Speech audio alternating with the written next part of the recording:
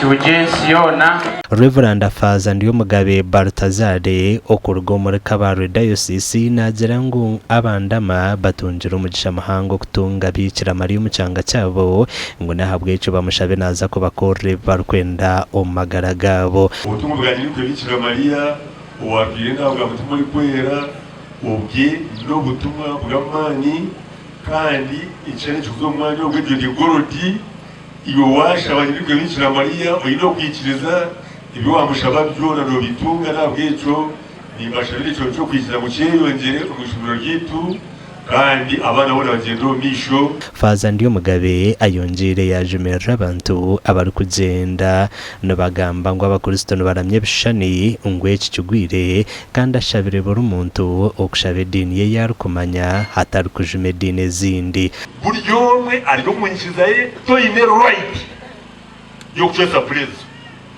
ikwesa puri wacho sapuri yo muntu esapure jo otaka hawize dini yo muntu banzo itegereje kiwaza kugamba masoko nkamugambira ati wajume dini yanjye nyine eyo turukum byo kushune yawe wajuma yari basaramu dini biturukum byo kushune yawe wajuma yana badventist buryomwe ashone dini ye okuyagegire in Uganda.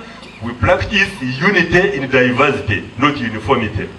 Alphonse Byamukama urumukuru w'ishomero rya St Jerome Ndama ahijire abezi okuhereza kitino so mwanyugo ogubatire mu bikira Mariya. This place, the house of Mother Mary and the entire environment is blessed.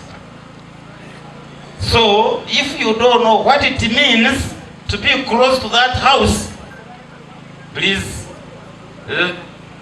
get somebody to coach you. And in the school setting, we are here to search for wisdom. So for the St. Jerome community, the seat of wisdom is here. You try as much as possible. You pray, God will grant you that wisdom.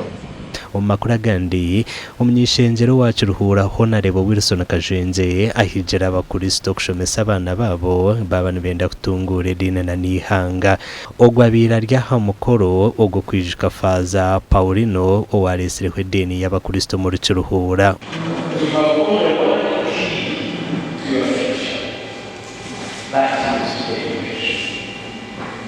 You see where for you to use that key open the later future, there are conditions.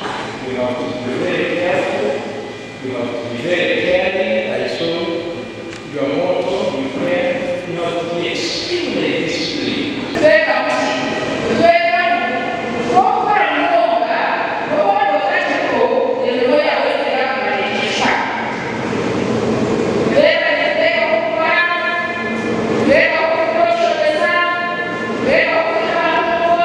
okushaba kukurirwe Faza Blaise Ndyabanjira washabira bikiriza okuhamira umudini yabo.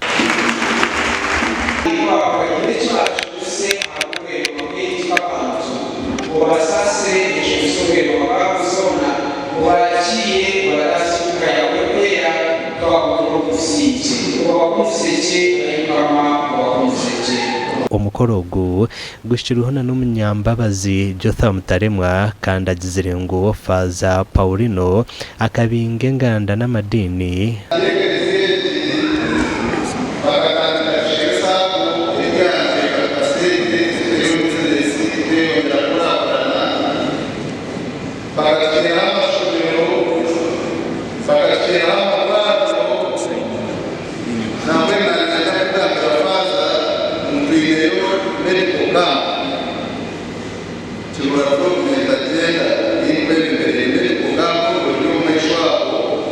okwijukoko kureziremo miliyoni 20 kandi zinezo kuza ahari za seed school hamwe na no kugumeza mibinde by'intunguka. Amakuru agagasha kwa Dana Basibye na Richard Nahabwe.